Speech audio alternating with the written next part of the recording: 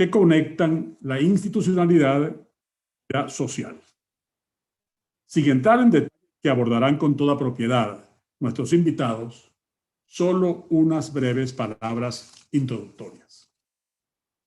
Constitucionalmente, las ciudades comunales del proyecto son ciudades fantasmas, dado que la iniciativa legislativa gubernamental contradice la letra y el espíritu de la Constitución, tanto como la legítima aspiración venezolana de construir una sociedad libre, justa y productiva, a cuyo servicio esté un Estado democrático y social de derecho y de justicia, estructurado como federal y descentralizado.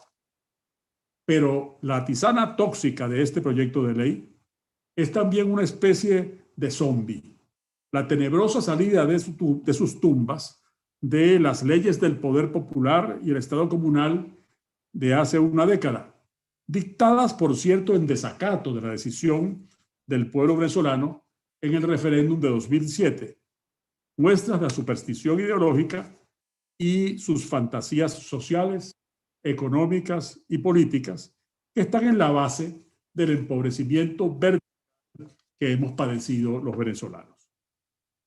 Defensores de lo plural como condición natural de la vida democrática, desde aquí propiciamos el empoderamiento ciudadano en comunidades libres. En ese espíritu hemos convocado a este foro y agradecemos a los distinguidos venezolanos que han aceptado la invitación a darnos sus opiniones. A Jesús María Casal, Margarita López Maya, el alcalde Elías Sayeg y Mirra Pérez, nuestro agradecimiento. Dejo al moderador Miguel González Barregort, quien a su vez tiene dilatada experiencia en materia de participación comunitaria. Muchas gracias.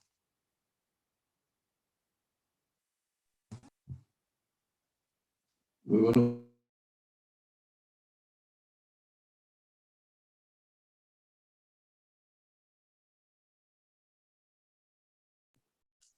Muy buenos días tengan todas y todos ustedes. Reitero los saludos del doctor Ramón Guillermo Aveledo y de la Fundación de Estudios Parlamentarios Fermín Toro en el inicio de esta actividad. Me toca sencillamente presentar a nuestros distinguidos invitados y fijar en este momento algunas reglas de juego. La primera de ellas es el orden en que van a intervenir nuestros ponentes. Lo harán en el siguiente orden. El doctor Jesús María Casal, en primer lugar. En segundo lugar, la doctora Margarita López Maya. En tercer lugar, la doctora Mirla Pérez. Y cerrará el alcalde Elías Sayeg. Cada uno de nuestros ponentes va a tener 15 minutos de intervención en aras de aprovechar mejor el tiempo. Y además, ustedes podrán expresar las dudas y las preguntas que tengan a bien formular, que nuestro equipo las va a recoger para al final ser respondidas. Para comenzar entonces voy a presentar al doctor Jesús María Casal. Es abogado summa cum laude de la Universidad Católica Andrés Bello, especialista en Derecho Administrativo de la Universidad Central de Venezuela y doctor en Derecho por la Universidad Complutense de Madrid, profesor de Derecho y Constitucional y decano de la Facultad de Derecho de la Universidad Católica. Es coordinador académico y profesor de la maestría en Derecho Constitucional de esa misma universidad, expresidente de la Asociación Venezolana de Derecho Constitucional y ex vicepresidente del Instituto de Estudios Parlamentarios Fermín Toro. Es individuo de número de la Academia de Ciencias Políticas y Sociales de Venezuela. Fue consultor jurídico de la Asamblea Nacional en el lapso 2016-2018. Investigador invitado en el Instituto Max Planck de Derecho Público Comparado y Derecho Internacional en Alemania y obtuvo el Premio Internacional Gregor Foster, otorgado por la Fundación Alexander von Humboldt en el año 2019. El doctor Jesús María Casal es autor de varios libros y otras publicaciones en temas de derecho constitucional y derechos humanos. En tal sentido, nos place mucho dejar con ustedes al doctor Jesús María Casal.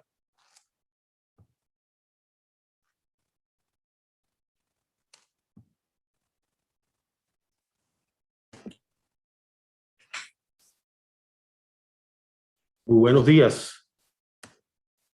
Muchas gracias por la oportunidad de participar en este foro sobre el llamado proyecto de ley de las ciudades comunales, con un panel además de compañeros tan distinguidos. Y en estos 15 minutos voy a realizar primero algunas consideraciones introductorias sobre el Estado comunal, para luego referirme a algunos aspectos de este proyecto de ley y concluir haciendo un contraste entre sus disposiciones y lo establecido en la Constitución. Muy brevemente, ¿no? Solamente, como les decía, a modo de introducción, debemos subrayar que desde hace varios años quiere imponerse este modelo del Estado comunal como una alternativa, como un contramodelo a lo establecido en la Constitución, a pesar de que esta propuesta procura presentarse con base en categorías constitucionales, ¿no? Pero que pretenden ser desfiguradas justamente a través de el planteamiento del Estado comunal, que no se corresponde con el Estado democrático y descentralizado previsto en la Constitución. No se corresponde con la consagración de la participación como ejercicio de derechos. Realmente esto está completamente ausente en el planteamiento del Estado comunal, mientras que la Constitución está regida por esta idea de que la participación ciudadana consiste en el ejercicio de derechos, el propio derecho humano a la participación política, pero también el derecho y libertad de asociación, el principio del pluralismo político, absolutamente desconocido por todas estas leyes, como también el derecho al sufragio universal y directo. Y aquí ya comenzamos a ver las contradicciones, las trampas de las categorías del Estado comunal, porque uno de sus problemas es que las comunas y otras de esas llamadas instancias del poder popular quieren desplazarse a conveniencia hacia el terreno de la participación como ejercicio de derechos ciudadanos o hacia el terreno del poder público. Entonces, cuando no quieren asumir todos los principios constitucionales que rigen el poder público y que rigen la representación y la capacidad de recibir la legitimación democrática para ejercer poder, entonces quieren presentarse como espacios de participación y al mismo tiempo, sin embargo, asumen competencias, pretenden asumir competencias y recursos del Estado. Y son una pieza más de una estructura estatal de dominación. Un conjunto de instrumentos dirigidos a suprimir las posibilidades de libre participación y a colocar en su lugar estructuras de dominación estatal e ideológica.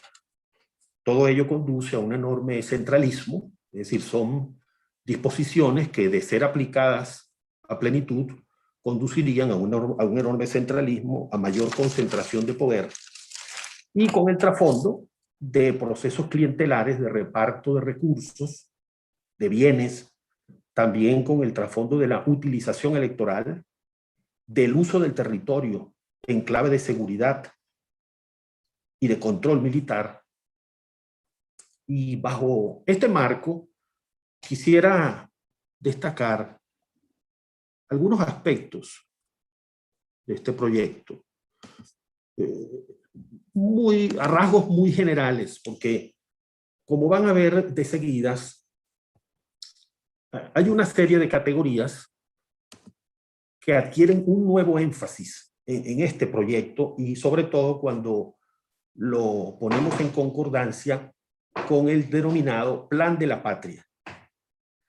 Hay varias categorías en el proyecto de ley que son difíciles de entender en todo el significado que quieren tener si no se ponen en concordancia con el Plan de la Patria correspondiente al periodo 2019-2025.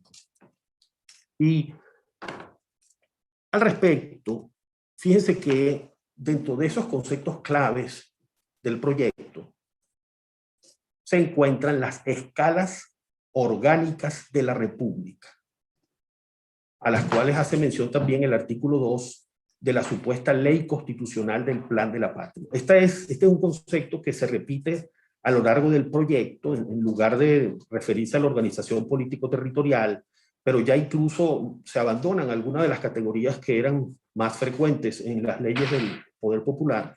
El concepto clave ahora son las escalas orgánicas de la República. Es decir, la idea de una integración sistémica y definir, por lo tanto, espacios territoriales ideologizados donde quedan, en ese sentido, disueltas completamente las estructuras autónomas de poder democrático representadas por los municipios y los estados. Otra idea fuerte de todos estos instrumentos, de esa supuesta ley constitucional del Plan de la Patria, el propio Plan de la Patria y este proyecto de ley, es el proceso de planificación. Ya esto estaba presente desde el comienzo en las leyes del poder popular, pero ahora llega, digamos, a exacerbarse de una forma aberrante. El proceso de planificación, acción del poder público en los distintos ámbitos nacional, estatal, municipal y comunal. Ahora ya abiertamente mencionado como un espacio de ejercicio de poder público. Escalas espaciales de agregación, como lo dice el propio artículo 6 de esa supuesta ley constitucional, y luego se pretende sustituir la división político-territorial bajo el esquema también de la planificación por lo que se denomina el sistema de planes del Plan de la Patria. Es decir, el Plan de la Patria es el plan de planes, una estructura pues totalmente cerrada, encadenada, donde la libertad desaparece, es decir, tanto la libertad individual como la libertad política. Digamos, aquí no puede haber nada que se aproxime al empoderamiento comunitario o a la participación libre, ¿no?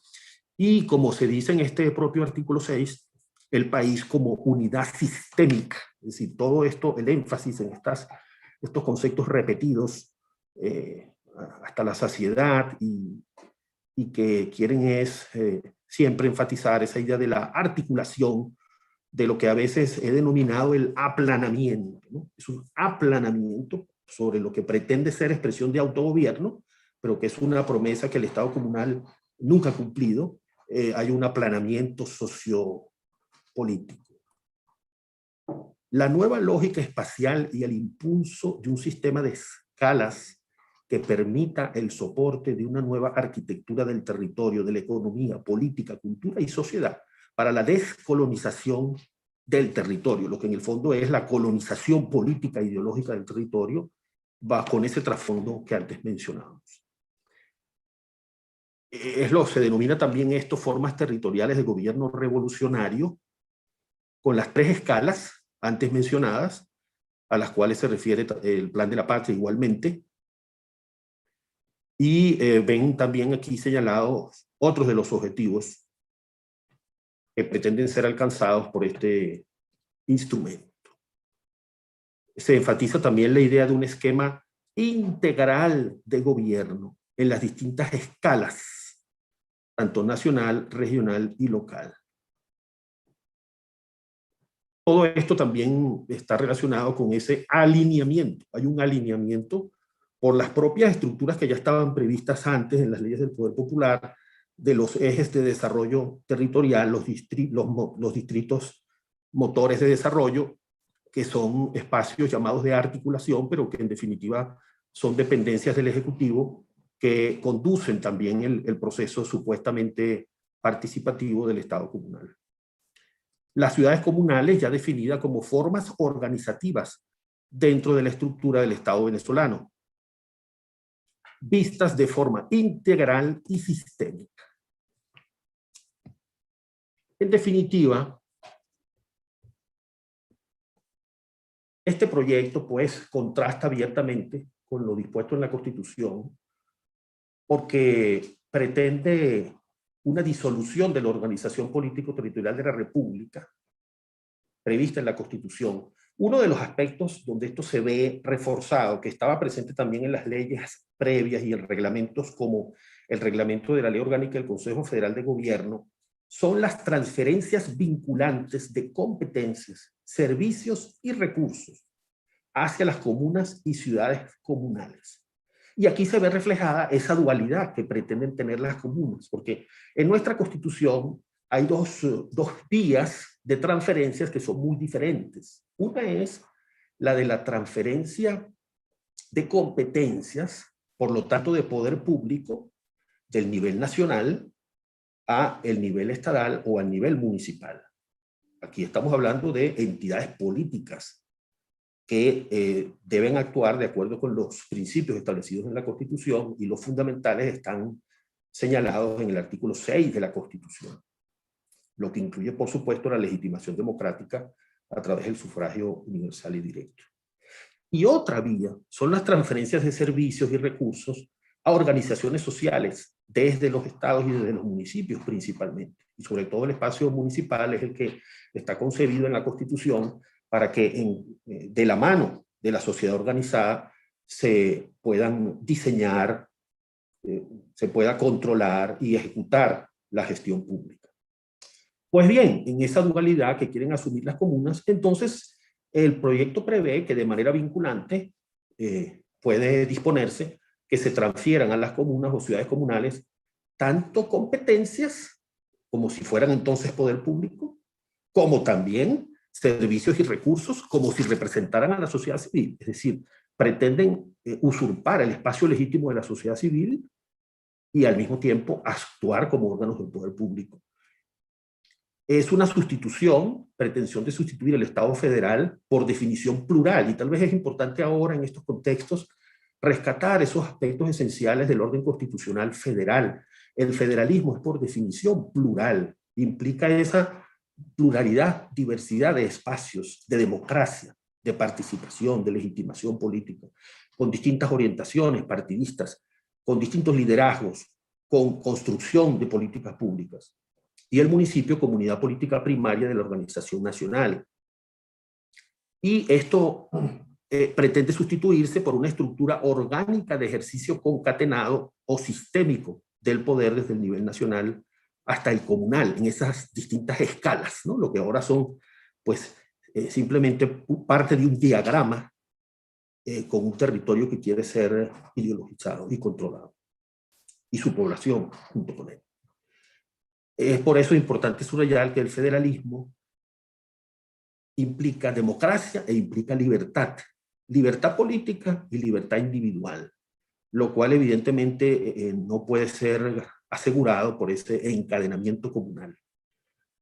El poder popular pretende entonces secuestrar la participación ciudadana y comunitaria, y la planificación vinculante que se consagra, se profundiza, porque estaba en leyes anteriores en este proyecto, agudiza más ese riesgo para la libertad y también agudiza más la tendencia a la centralización y a la concentración de poder. Bueno, solo para terminar, señalar que sin perjuicio de estas graves inconstitucionalidades, no podemos perder de vista también objetivos políticos que el gobierno siempre ha considerado al impulsar esta clase de normas. No debemos caer en el desaliento, que seguramente es uno de ellos, y la respuesta debe venir de la mano de la propia democracia, de los propios principios democráticos y de la propia Constitución, que debe ser reivindicada como un marco democrático para la participación libre. Muchas gracias.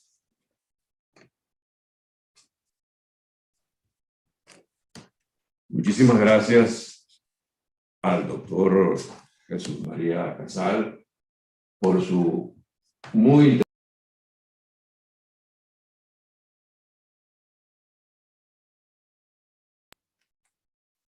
sobre el tema de las ciudades comunales. Toca ahora dar la bienvenida y presentar a la doctora Margarita López Maya. Margarita es historiadora y doctora en Ciencias Sociales.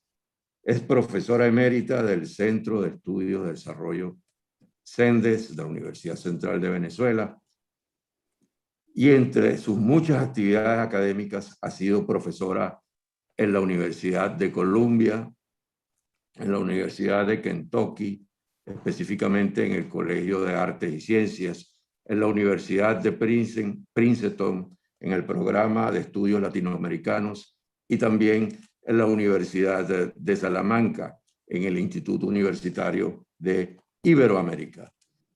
La doctora López Maya se especializa en procesos sociopolíticos contemporáneos en América Latina y en Venezuela, y tiene una vasta obra literaria tras sí. Dejo con ustedes entonces, con mucho gusto, a la doctora Margarita López Maya. Adelante.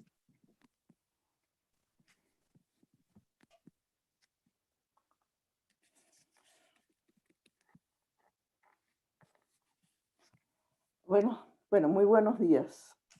Sí, un momentico que no sé por qué esto está en esta página, no debería estar aquí, sino... Un momentico.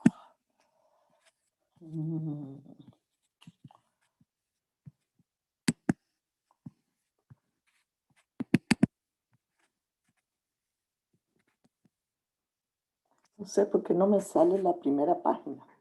En fin, estoy tratando de darle la primera página y no me... Aquí está. Ok, todo bien. Bueno, muy buenos días. En primer lugar, un agradecimiento por la invitación al instituto y por la pertinencia, pues, de sacar este tema del Estado comunal que apareció repentinamente después de haber estado congelado desde hace tanto tiempo, ¿no? Yo voy a hacer una intervención, lo he llamado Ley de Ciudades Comunales, avanza el Estado comunal. O sea, me he preguntado, ya que hubo esta aprobación en primera discusión en la Asamblea Nacional electa, ahora ya tiene una primera aprobación. ¿Qué tanto ha avanzado este Estado comunal? Y voy a en mis 15 minutos, voy a tratar de ir a tres cosas. En primer lugar, volver sobre mojado un poco sobre el carácter no tanto inconstitucional como ilegítimo desde el punto de vista político de lo que es esta construcción jurídico-legal que se llama Estado comunal, y que en unas conversaciones que tuve por allá, ya no me acuerdo, creo que fue en el 2013, en el Nacional lo llamé el Estado descomunal. En segundo lugar, quiero ir un poco a cuál es la situación real en el terreno de estos consejos comunales, comunas y de estas posibles ciudades comunales que ahora tienen esta normativa. Y finalmente quiero responderme una pregunta que me he hecho desde el principio de esta aprobación, y es que ¿por qué ahora aprobar esta ley de ciudades comunales, y para qué ahora aprobar esta ley? Entonces vamos rápidamente porque el tiempo es tirano. En primer lugar, como ha dicho y ha desarrollado con mucho más pertinencia que yo, el Estado comunal no está en la Constitución. Chávez quiso reformar esa Constitución, pero lo cierto fue que el voto le fue desfavorable, el voto soberano le fue desfavorable en diciembre del 2007, cuando, conforme a la Constitución, introdujo lo que él llamó en ese momento una reforma constitucional de su puño y letra.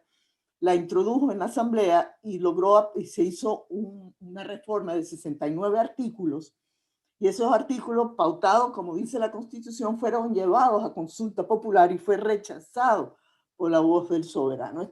Para mí, esto es un punto que reitero permanentemente, muy importante, porque legalmente en Venezuela no tenemos un poder judicial que pueda arbitrar por encima de los intereses.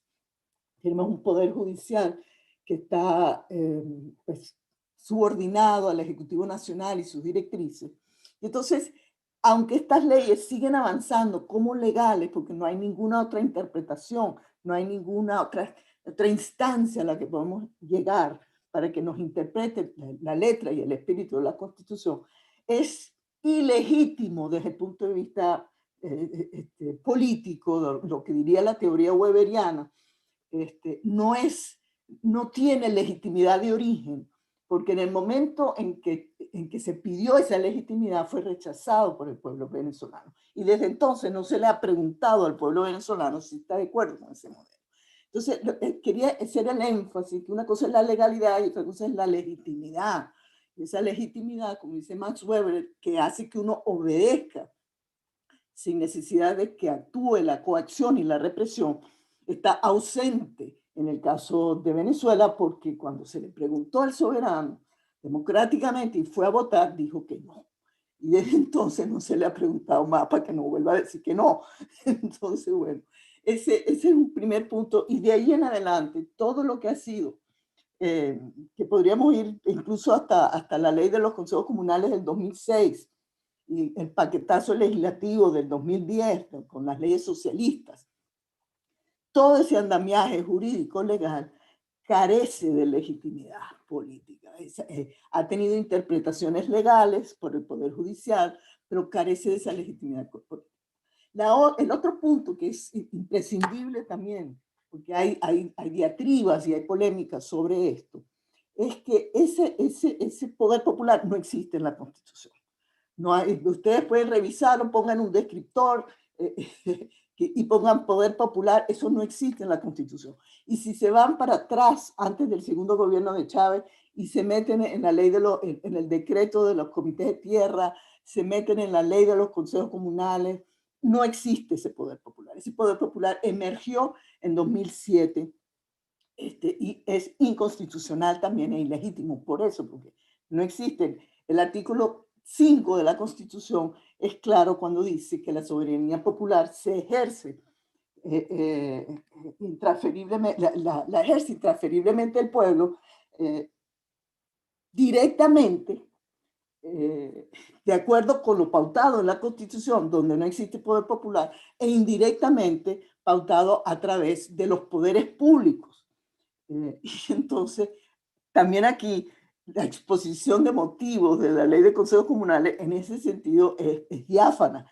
Dice, nosotros acatamos la Constitución porque en el artículo 5 dice, la soberanía la ejerce intransferiblemente el pueblo directamente, y pone punto suspensivo para que no se vea indirectamente a través de los poderes públicos. Entonces, digamos, ahí hay claramente un uso instrumental de la Constitución, pero lo digo porque ha sido muy generalizado entre los seguidores del chavismo decir que esto es constitucional, porque la democracia es participativa y protagónica, y esto es parte de la democracia participativa y protagónica. Nada más falso.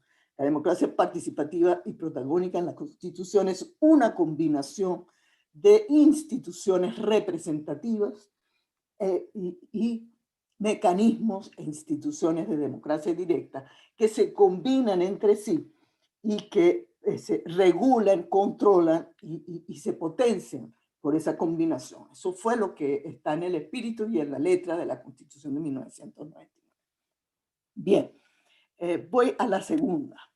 Ok, entonces, bueno, eso es así. Sin embargo, bueno, como la fuerza es la fuerza, se ha continuado realmente esta estructura paralela, este Estado que emerge como un Estado centralizado, como un Estado más bien autoritario, con una participación direccionada desde arriba como instrumento del Poder Ejecutivo. ¿Cuál es la situación real de eso? Yo me lo pregunto y he hecho algunas exploraciones para esta pequeña intervención. En el 2018 yo publiqué en Nueva Sociedad un artículo sobre el Estado comunal en el cual me tomé el trabajo de hacer una exploración de campo. Y la última vez que se hizo un censo sobre las comunas, ellas arrojaron oficialmente que existían en Venezuela 1.400. El año pasado se intentó hacer una reactivación de esto, de las comunas, y Aristóbulo Istúriz, el vicepresidente para la sectorial, para el, ¿cómo que lo llaman? El socialismo social, mencionó que ahora eran 2.340. Yo he tratado de corroborar esto y no hay forma ni manera que se consiga, no hay certeza sobre si eso ha crecido o no ha crecido, pero hay grandes dudas sobre el crecimiento de eso. ¿Por qué? Bueno, por lo que estoy diciendo en esta transparencia, porque los financiamientos en los últimos años se han reducido drásticamente a proyectos de consejos comunales y comunas por la crisis fiscal y económica que tiene el país. Porque los gobiernos de Maduro, desde que murió Chávez, no han tratado a los consejos comunales y las comunas como esa estructura o columna vertebral de la que hablaba Chávez y que regañó a su gabinete en el 2012, en una de sus últimas apariciones públicas, porque dijo que no le estaban prestando atención a eso. Bueno, no le siguieron prestando atención a eso. Y además Maduro no sabía nada sobre eso. Entonces él le ha dado un tratamiento sectorializado a las comunas. ¿Qué significa eso? Bueno, que es un sector más, como lo son las misiones, como lo son los comités de tierra, como lo son las VC, como son las CLAP, como son las comisiones presidenciales de las comunas. Cuando había dinero, pues se repartía el presupuesto y se le daban a las mujeres, a los jóvenes, a las CLAP, no sé qué, se le daban dinero. Y también se le daba a los consejos comunales y comunas. Y ahora que no hay, pero no constituye lo que era el concepto que tenía Chávez en la cabeza, que era que eso iba a suplantar el Estado y eso era la columna vertebral de la nueva división político-administrativa del Estado. Eso no ha sucedido en el terreno. ¿Y quiénes son estas personas que pertenecen a los consejos comunales y comunas? Bueno, son activistas, la mayoría de ellos son chavistas, en efecto, pero generalmente se ponen y se quitan los sombreros, son más o menos los mismos, los que están en los consejos comunales, los que están en las comunas, los que están en las VC, los que están en las RAS, los que están en los consejos presidenciales, en las CLAP, son mayoritariamente los mismos y actúan como unos gestores de servicios para las comunidades. O sea, no se trata de los representantes, los voceros de las comunidades, no, son fundamentalmente, no son funcionarios propiamente, pero son gestores. Son gestores que si son honestos y tienen vocación de servicio, pues te resuelven problemas, reparten las bombonas de gas, se reactiva el consejo comunal o la comuna para repartir las bolsas de comida. De repente, si es en un edificio, te hacen la diligencia para reparar el ascensor, para reparar una calle. En fin, te ayudan pues, con los trámites para una cisterna de agua, lo que sea, ¿no? Entonces, ¿cuál empoderamiento es ese? Bueno, no, ese no es el empoderamiento ni al que pensaba la Constitución de 1999, ni mucho menos, tampoco el Plan de Desarrollo Económico y Social de la Nación del primer gobierno de Chávez, cuando se decía que la idea de la participación era fortalecer a la sociedad para que ella pudiera controlar al Estado. Esto es todo lo contrario. Ha sido un proceso mediante el cual se fortalece aún más al Estado para que controle a la sociedad.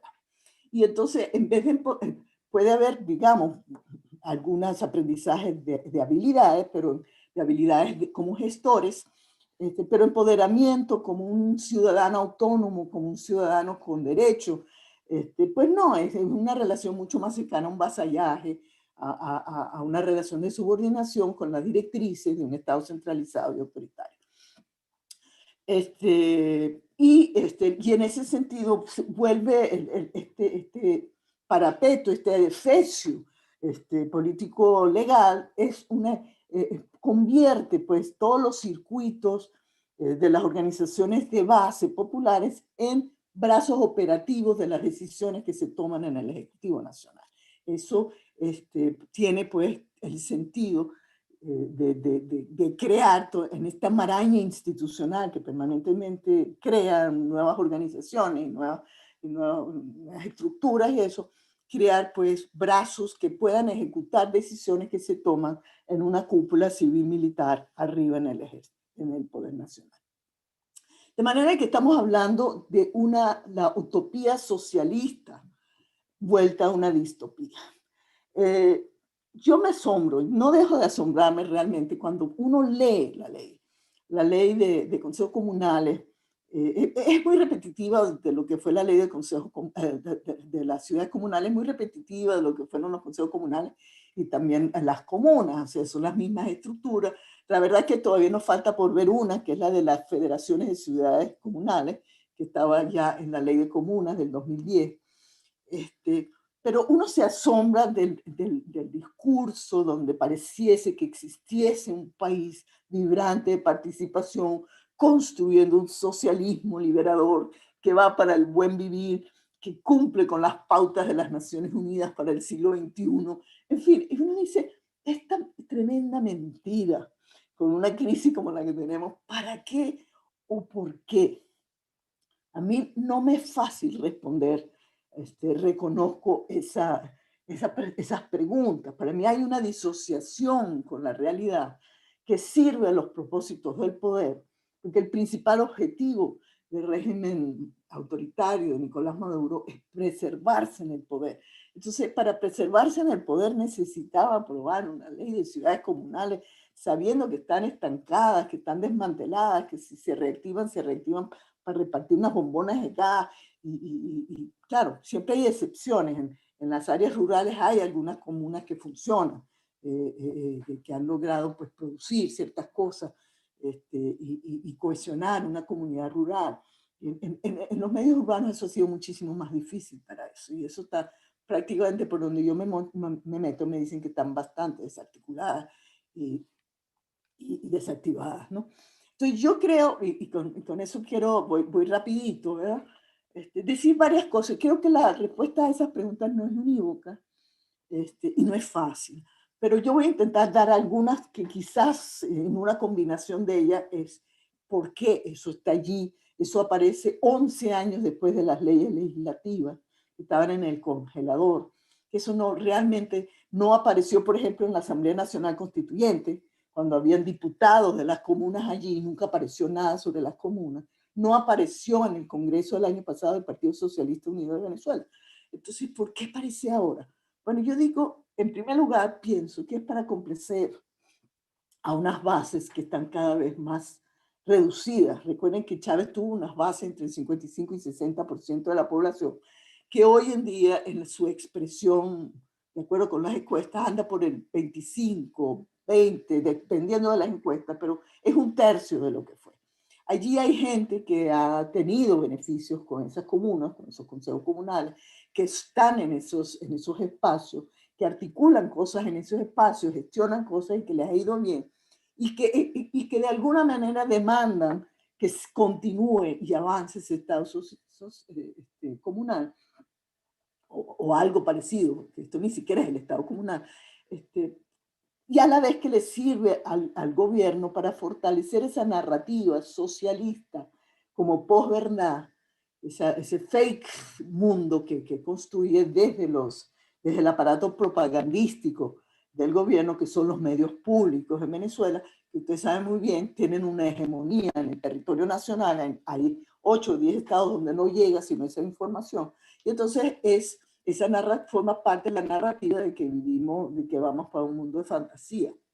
Otros elementos, creo yo, pudiera ser, porque desde el año pasado se han reactivado, buscando aceitar un poco algunas estructuras por si tuviese que suceder una movilización social por algún motivo, particularmente por motivos electorales. Tenemos unas regionales en puertas, unas municipales, un revocatorio quizá, o en una mesa de negociación, alguna otra cosa. También hay que demostrar que se continúa en el legado de Chávez, porque el escaso legitimidad siempre pasa por la narrativa, esto es el legado del comandante eterno. En efecto, en la exposición de motivos se empieza la ley diciendo el comandante eterno Hugo Chávez fue el que impulsó esto, ¿no? También es verdad, cada vez esto les encanta al gobierno para asustar y amedrentar a los opositores, infundirles miedo de que está avanzando, de que les va a quitar las propiedades, porque en las comunas las propiedades son sociales.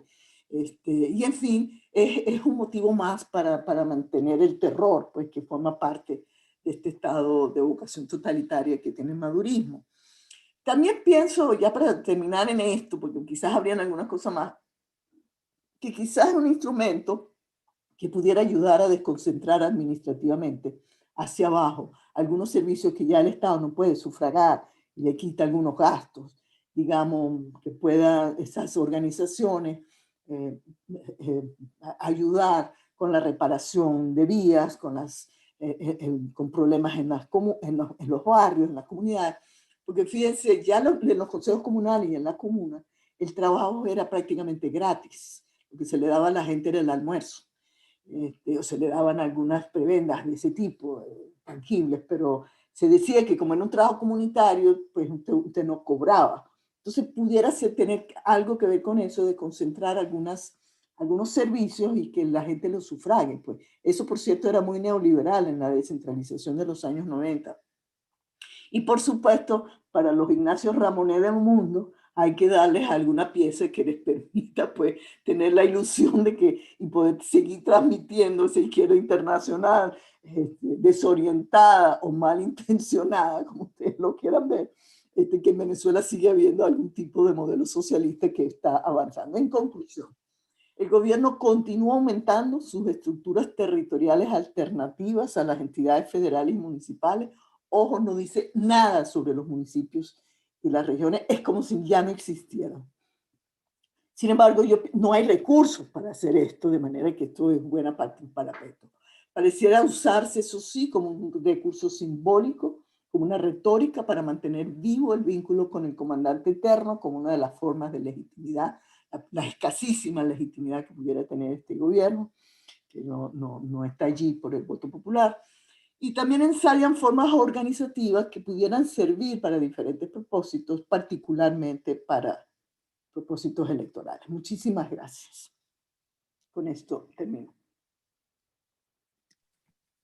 Muchísimas gracias a la doctora Margarita López Maya por su interesantísima e ilustrativa intervención que nos deja con claridad un punto de vista político y social trascendente a la luz de la propuesta del Estado comunal y de las ciudades comunales. Quisiera recordar, antes de darle la palabra a la doctora Mirla Pérez a continuación, que la audiencia puede formular las preguntas y expresar las dudas que tenga y esté considerando. Pues se trata de que logremos establecer un intercambio constructivo y propositivo y que salgamos todos con más luces y mayor entendimiento y conciencia de esta propuesta política que es crucial para la Venezuela de hoy, la Venezuela que estamos habitando. La doctora Mirla Pérez es licenciada en Trabajo Social de la Universidad Central de Venezuela, es doctora en Ciencias Sociales de la misma universidad, profesora titular en la Escuela de Trabajo Social de nuestra casa de estudios, la casa que vence las sombras, la Universidad Central de Venezuela, profesora del doctorado en Ciencias Políticas e Investigación y Desarrollo. Es directora de investigaciones del Centro de Investigaciones Populares Alejandro Moreno y particularmente es investigadora de los procesos totalitarios de las dinámicas sociocomunitarias y del Estado comunal. Sin más, cedo la palabra a la doctora Mirla Pérez.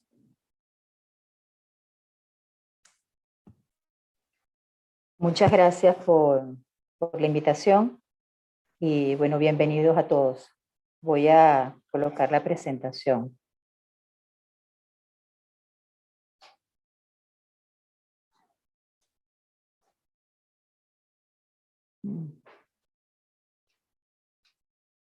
Ya va, que siempre se presenta algún problemilla por aquí.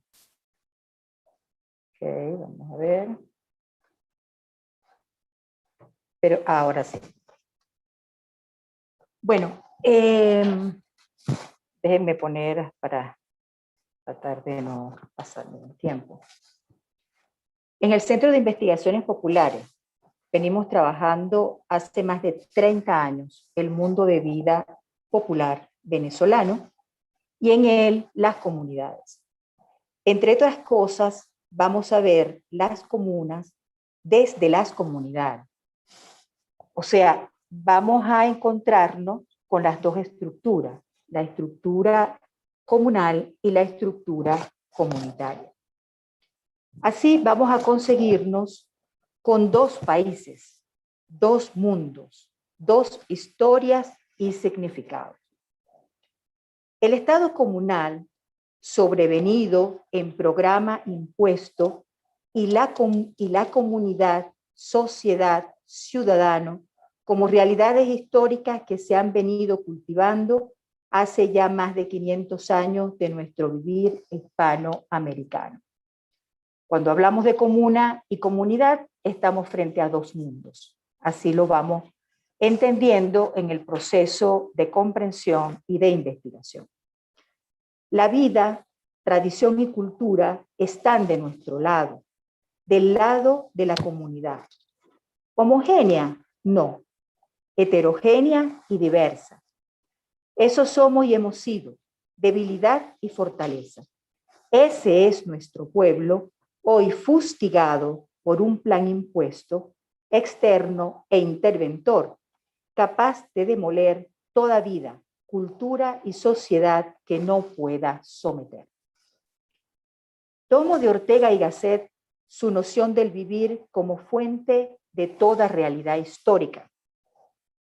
Cito: miran de la historia solo la política o la cultura y no advierten que todo eso es solo la superficie de la historia, que la realidad histórica es, antes que eso y más hondo que eso, un puro afán de vivir, una potencia parecida a la cósmica, no la misma, pero sí hermana de la que inquieta al mar. Fecundiza a la fiera, pone flor en el árbol, hace temblar a la estrella.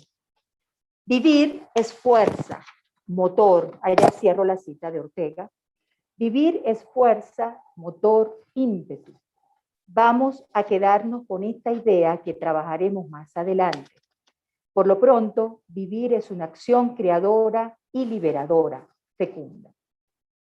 Del vivir pasamos a la comunidad. Me quedo con el concepto antropológico amplio. Es un todo humano, cuyos miembros viven por y para ello. Tienen una historia, territorio, costumbres, relaciones comunes.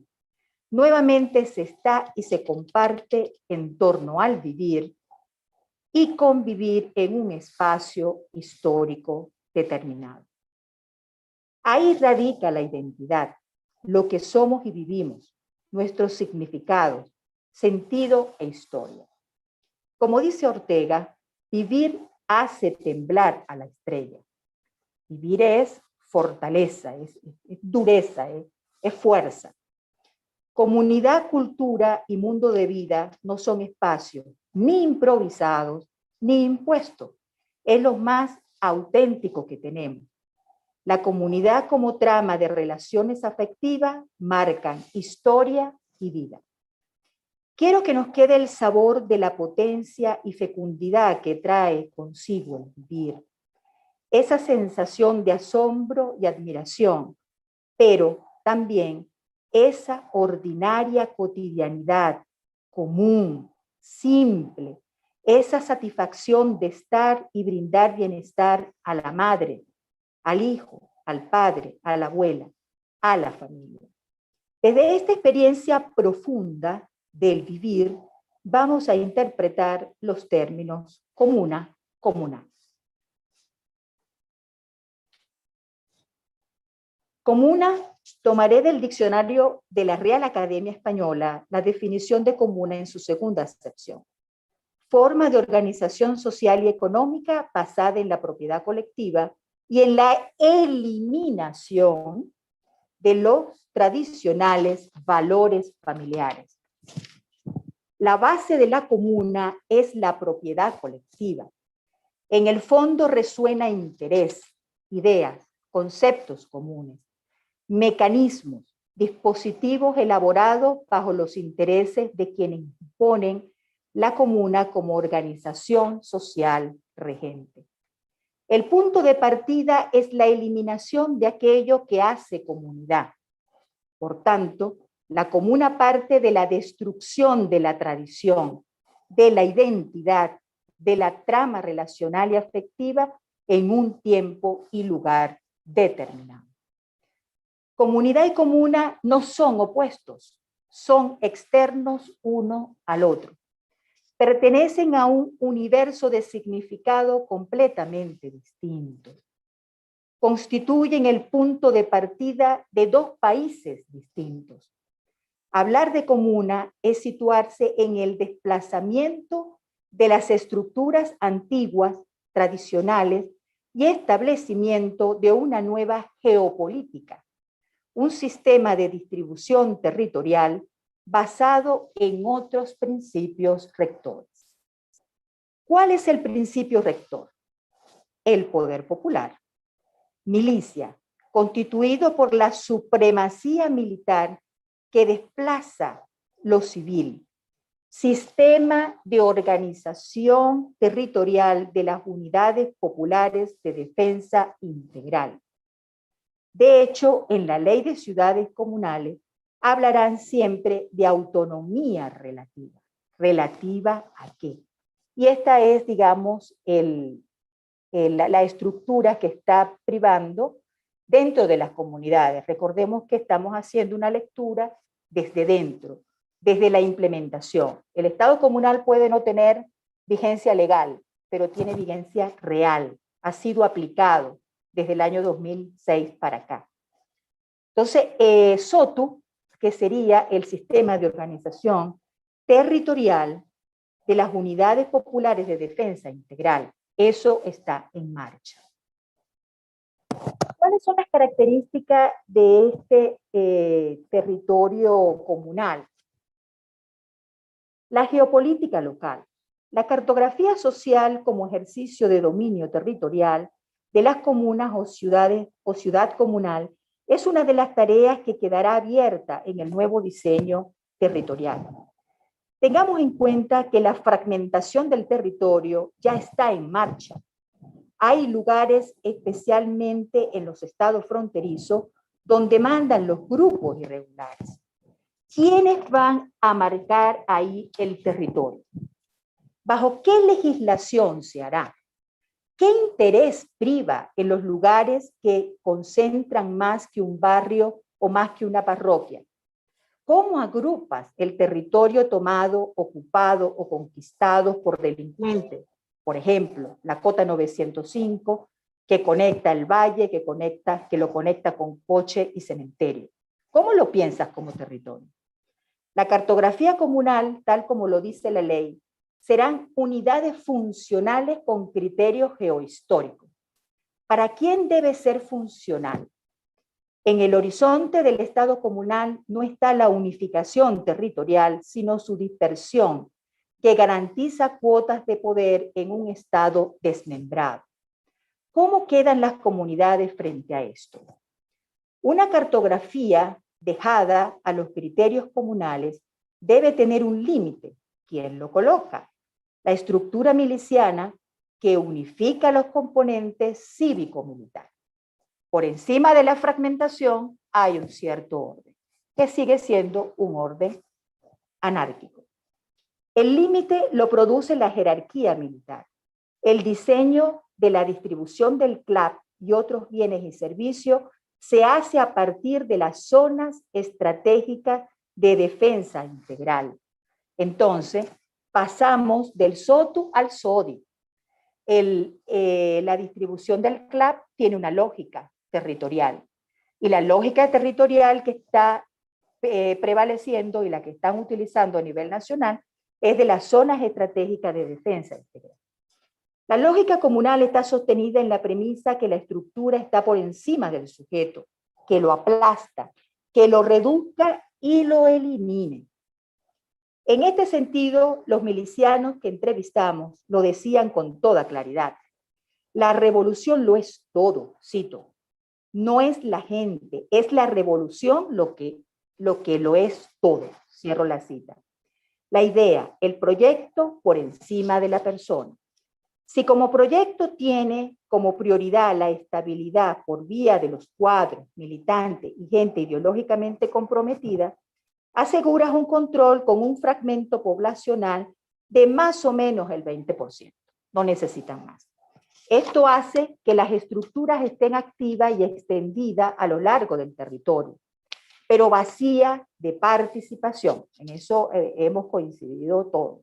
La profesora López Maya lo decía también con mucha claridad. Pero vacía de participación. Vacía de gente, pero con jefes al mando que asegura funcionalidad. Y fíjense cómo lo dicen ellos. Este es un fragmento que aparece en casi todos los relatos que tomamos de milicianos y militares. No somos todos ni somos muchos, pero estamos donde debemos estar. O sea, las estructuras están donde ellos la han prefigurado. ¿Qué vemos nosotros en las comunidades desde nuestras investigaciones? Que las estructuras comunales están ocupadas por funcionarios. Se ha desplazado la noción de liderazgo por la de jefatura. Esto es, no hay líderes, hay jefes. Jefes de calle, jefes de club, jefes de servicio, etc. Queda claro que la dominación es de una minoría, no solo ideológica, sino poblacional, que se impone a la mayoría porque tiene los mecanismos de poder para ejercerla. Ejército regular, irregular y delincuencia.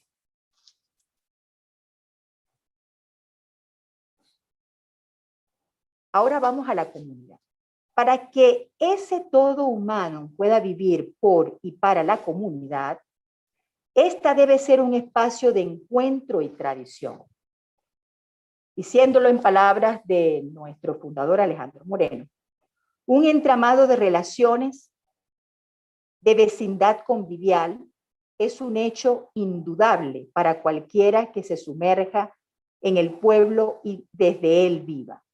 No una comunidad de instituciones comunales, sino una comunidad de relaciones conviviales que produce su propia forma de convivencia. Cierro cita.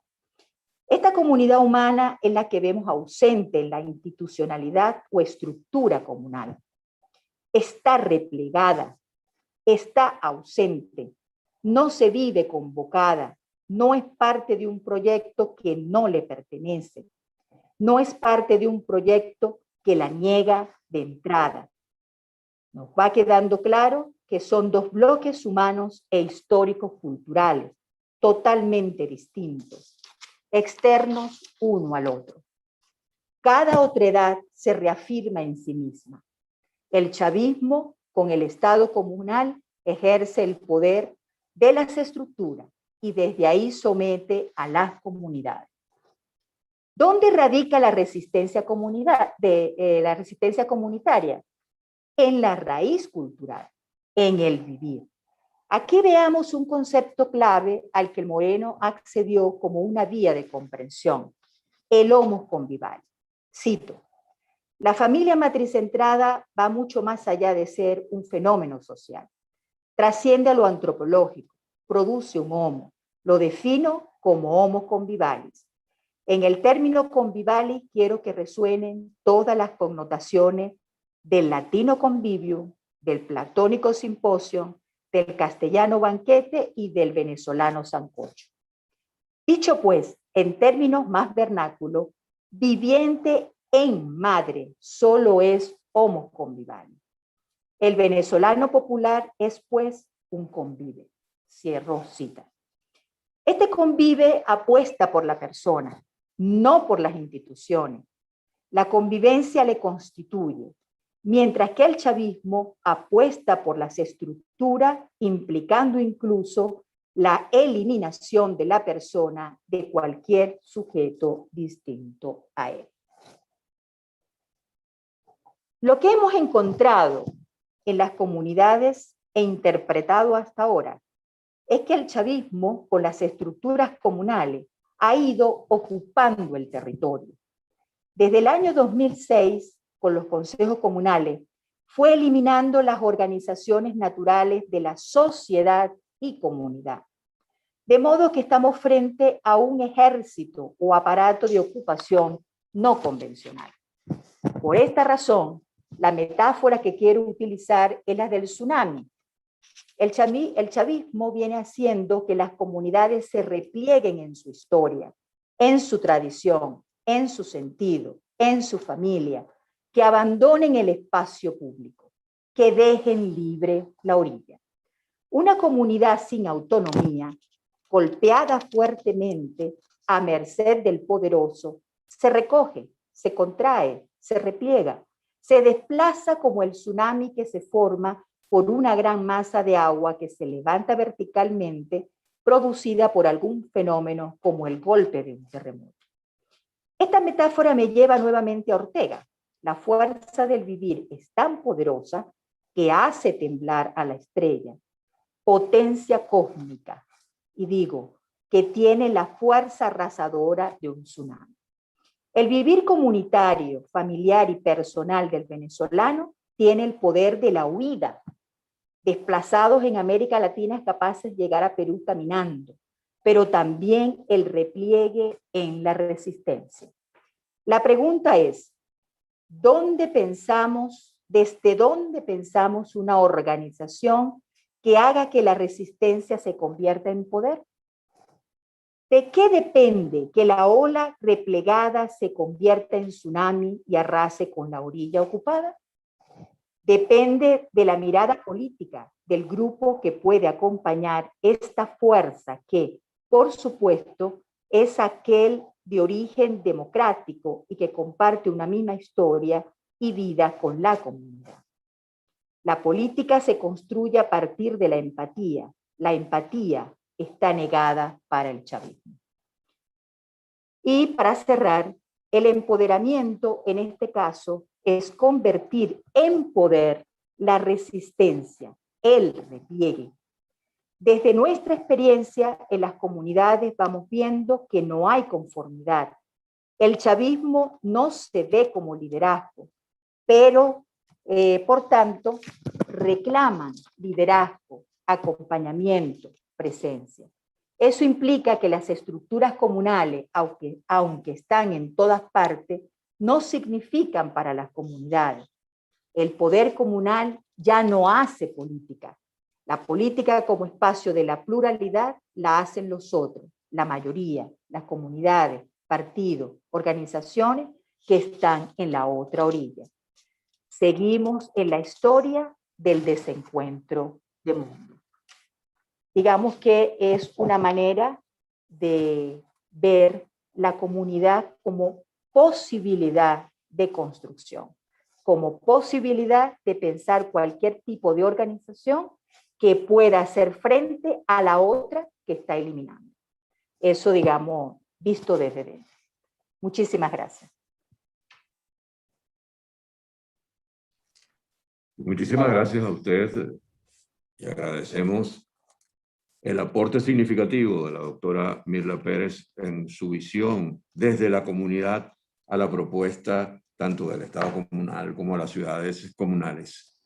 Vamos a recordar de nuevo que hay oportunidad para que ustedes expresen sus preguntas, formulen sus preguntas. Ya hemos recibido algunas y estamos ahora listos para conectar con el alcalde del municipio El Hatillo, Elías Sayeg Franco. Sí, buenos días a todos. Ajá. Elías Sayeg, alcalde del municipio El Hatillo, del estado Miranda, abogado de la Universidad Metropolitana, fue electo como en los comicios municipales con el 52.15% de los votos, lo que le da una gran legitimidad.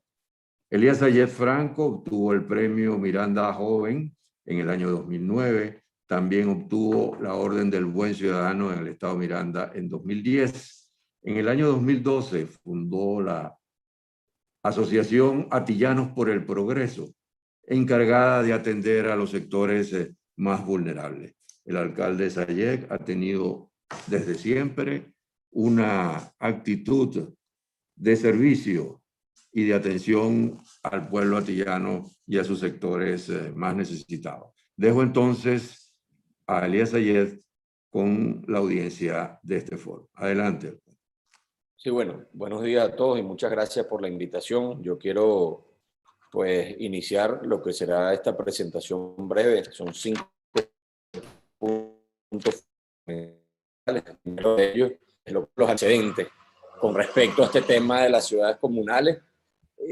Algunos de mis predecesores, distinguidos panelistas, pues han ya hablado sobre esto. Yo quiero referirme a que esto evidentemente no es una propuesta nueva, no es una intención nueva. El chavismo tiene muchos años detrás de este proyecto y, como bien lo han dicho, pues este proyecto se materializó o trató de materializarse, pero de alguna manera se mostró al país como tal en la reforma constitucional del 2007, que fue pues abiertamente rechazada por los venezolanos.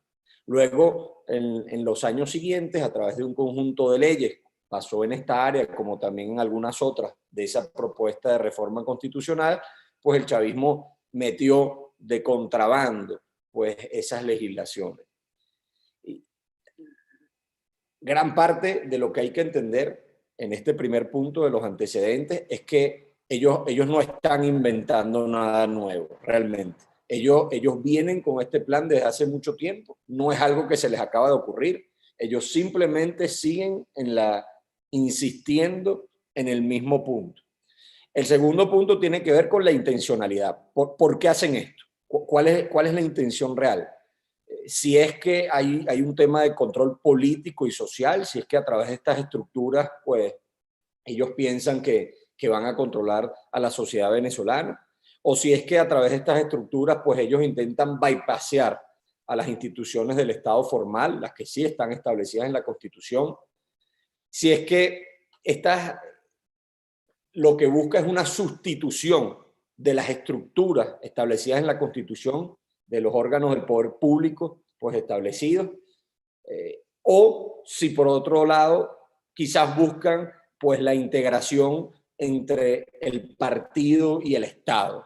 Esta teoría de la que mucho se ha hablado, en donde para ellos pues el partido y el Estado es exactamente lo mismo, no hay ninguna diferencia, y donde incluso el partido gobierna el Estado.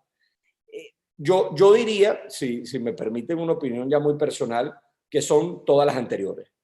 Esto no obedece a una única intencionalidad. Yo creo que esto tiene múltiples intenciones y creo que son todas las anteriores. Por un lado, el control político y social. Gracias a los consejos comunales, el chavismo ejerce un mayor control político, social sobre cada espacio territorial, como lo decía mi predecesora, y esto es innegable, es decir, ellos están ocupando el territorio y están ocupando el territorio a través de estructuras que están integradas por gente de ellos. Porque además una de las cosas que vamos a ver es que durante un momento dado, para integrar un consejo comunal, tú tenías que pertenecer al partido de gobierno. Si no pertenecías a ese partido, era imposible integrar un consejo comunal. Aquí se ve y se evidencia una intención real en la integración de la que hacía mención entre el partido y el Estado. En segundo lugar, un bypass a las instituciones del Estado formal. Es obvio. ¿Cuántos recursos de los venezolanos fueron transferidos directo a consejos comunales para, en teoría, proyectos? ¿Cuántos de estos proyectos se materializaron? ¿Cuál fue la auditoría? ¿Cuál fue el seguimiento? ¿Cuál fue la contraloría que hubo sobre estos recursos? Y esos eran recursos que han podido ser destinados al sistema de salud de nuestro país, que han podido ser destinados a distintos vía ministerios, si es el caso del gobierno nacional, pero también a las gobernaciones, a las alcaldías. Es decir, fueron recursos que le quitaron al Estado formal y se lo dieron a estas estructuras como mecanismo de bypass. Sustitución de las estructuras formales del Estado establecidas en la Constitución. Yo creo que eso también es evidente. Ellos van agarrando o intentan ir agarrando competencias, o por lo menos esa ha sido la intencionalidad, y es evidente que buscan ir desplazando una institución formal que está en la Constitución por una nueva institución que ellos pues la denominan, bien sea Consejo Comunal, Comuna, o ahora esta nueva ciudad comunal. Y como cuarta intención, pues la integración entre el partido y el Estado. ¿Cómo logramos que nuestros militantes sean los que tengan el control político y territorial en todos los pueblos, en todos los caseríos, en todas las ciudades de Venezuela. Pues hay una evidente intención en mutar al partido con el venezolano y es una de las formas de lograr esto. Ahora, el tercer punto que yo quisiera analizar muy brevemente es cuál ha sido realmente el resultado. Ya veníamos diciendo que esto no es nuevo, veníamos analizando las intenciones. Ahora, ¿cuál es el resultado real? ¿En qué ha derivado esto? Que sabemos que ya tiene alrededor de 14, 15 años sobre la palestra, porque no es la primera vez que analizamos este tema. Yo recuerdo desde mi época de universitario que ya estábamos viendo esta situación. Y yo quisiera ser un poco objetivo en esto al decir y al hablar sobre los resultados. Y yo creo que hay una realidad, que es que ellos han formado miles de consejos comunales, no sabemos exactamente cuántos, pero existen miles de consejos comunales. ¿Qué quiere decir esto? Bueno, personas agrupadas, personas del PSUV, agrupadas en distintos lugares para fines que nosotros no los conocemos del todo. Nosotros a veces somos ingenuos en cuanto a esos fines, pero la realidad es que hay miles de consejos comunales, existen. En segundo lugar, como resultado podemos decir que también han formado pues algunas comunas. Yo en lo personal veo el tema de las comunas un poco más difuso, no las veo como ellos dicen, que tienen cientos de comunas, etcétera, que existen.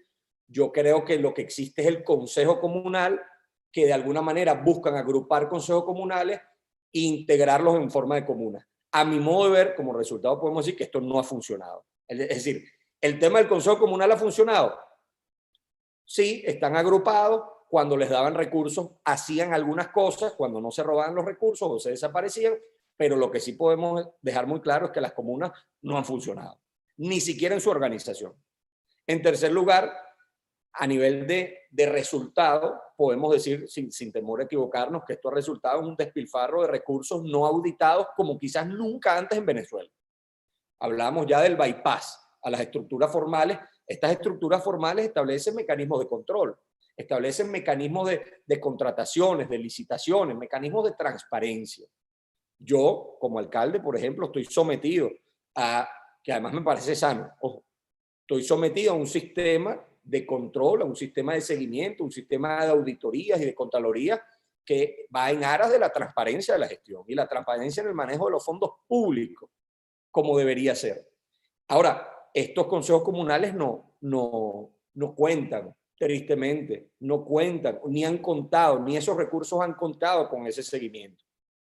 Entonces, había un despilfarro de recursos que, como decía antes, no fueron direccionados vía formal, vía ministerio, vía gobernaciones, vía alcaldías, sino que estos recursos fueron bypasseados y se los transfirieron directamente a estas estructuras partidistas. Oigan lo grave, estructuras del partido, es decir, a través del Estado venezolano se financió y se ha venido financiando a una estructura partidista que se ha fusionado con una estructura de gobierno.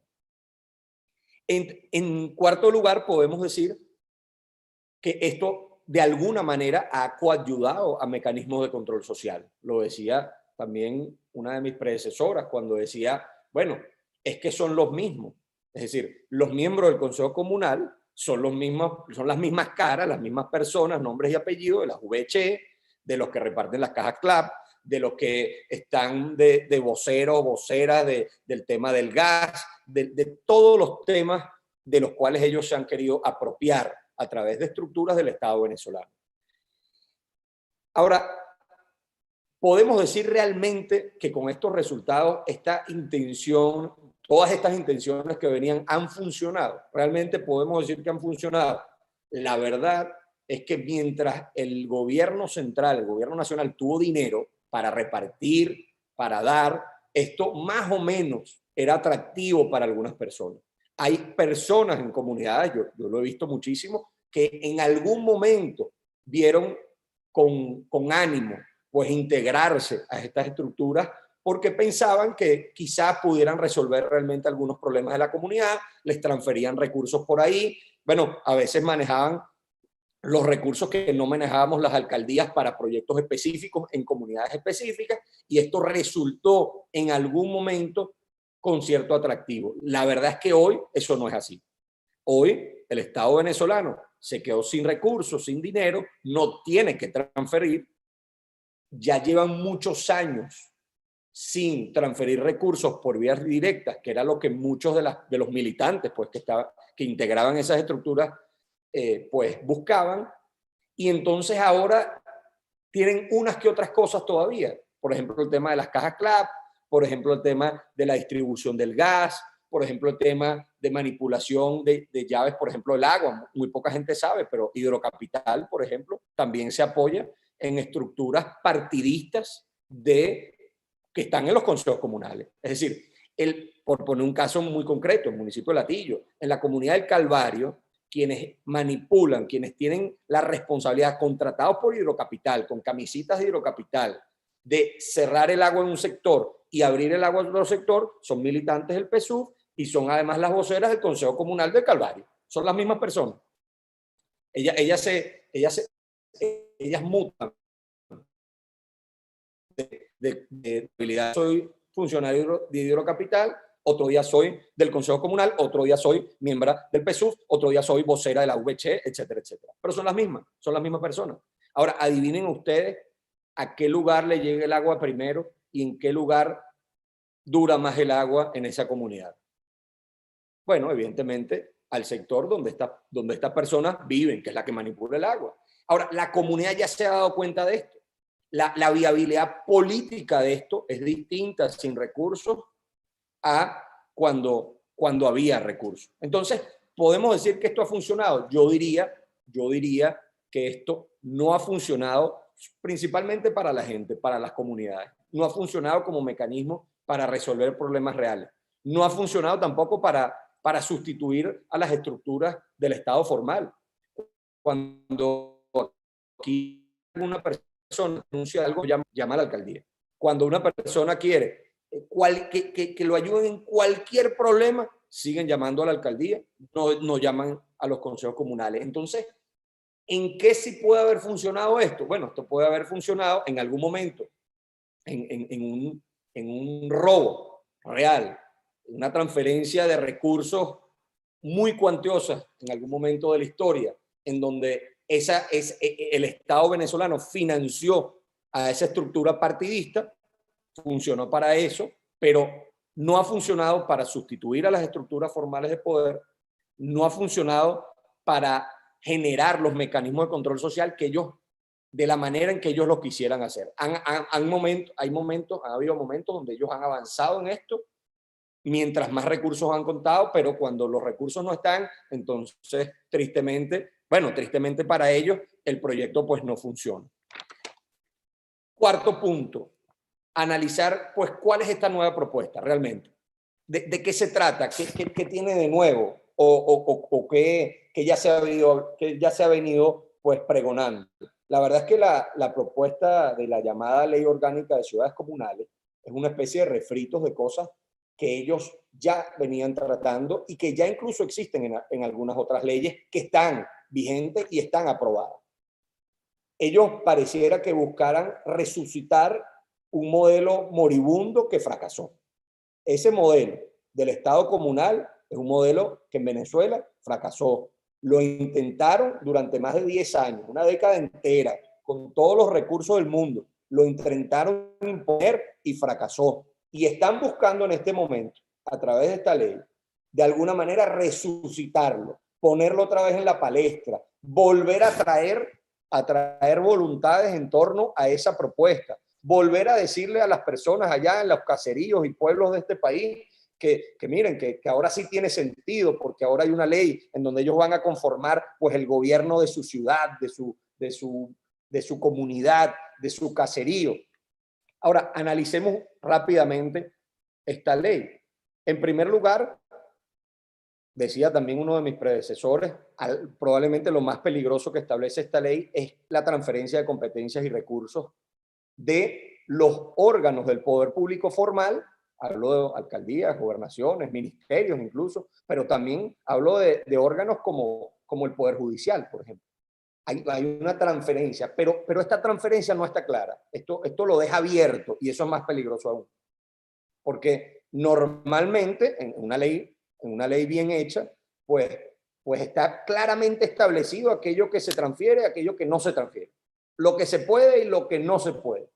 Aquí no está claro. Aquí está muy abierto y, bueno, eso puede llevar a pensar que quizás no están diciendo todo lo que pudiera venir allí.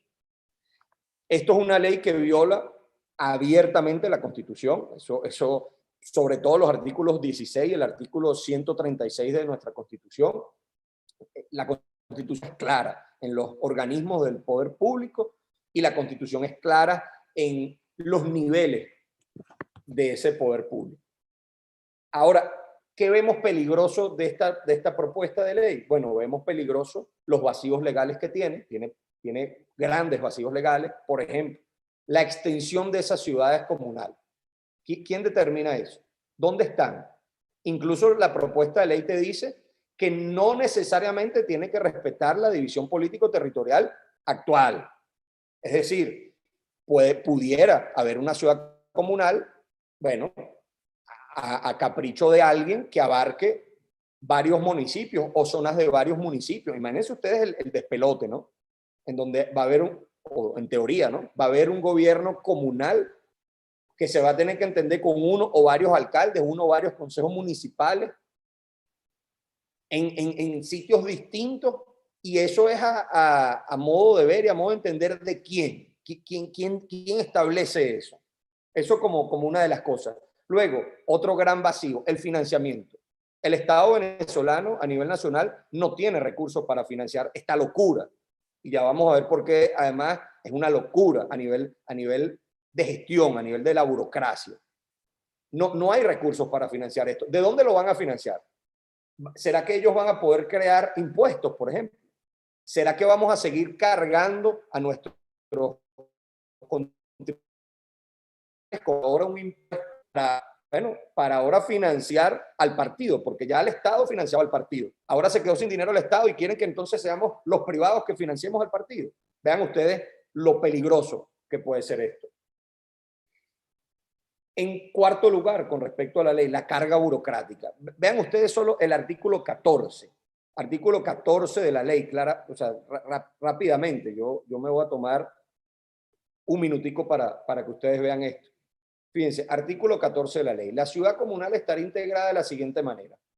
Parlamento de la ciudad comunal, el Consejo Ejecutivo de Gobierno de la ciudad comunal, el Consejo de Planificación de la ciudad comunal, el Consejo de Economía de la ciudad comunal, el Consejo de Contraloría de la ciudad comunal, el Consejo de Educación e Información de la ciudad comunal, el Consejo de Justicia y Paz de la ciudad comunal, la Comisión Electoral. ¿Saben ustedes?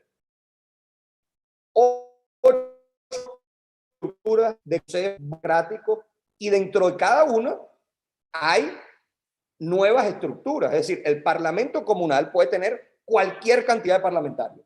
Estamos hablando de una ciudad comunal.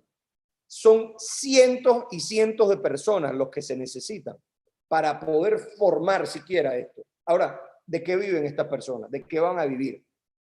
Porque ya en las alcaldías, tal cual como las tenemos, consagradas en la Constitución, con mecanismos de financiamiento incluso propios. La alcaldía de Latillo, por ejemplo, el 96% de nuestros recursos son fuentes de financiamiento propios, no son fuentes de financiamiento del Estado a nivel nacional. Bueno, y el salario promedio en una alcaldía en el país, en Venezuela, el día de hoy, va entre 4 y 6 dólares al mes. ¿Vive alguien con ese salario? ¿Cómo hacemos? Nosotros, por ejemplo, hemos tenido que dejar de hacer gestión en muchas áreas para poder ayudar a través de bonificaciones a nuestros funcionarios. Porque si no, no hay manera.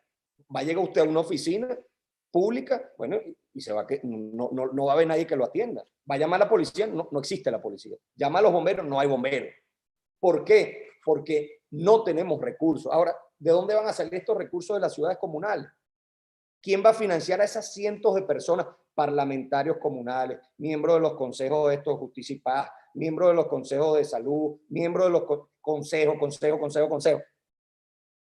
Realmente, y yo los llamo pues a preguntarnos esto, ¿realmente esto es viable?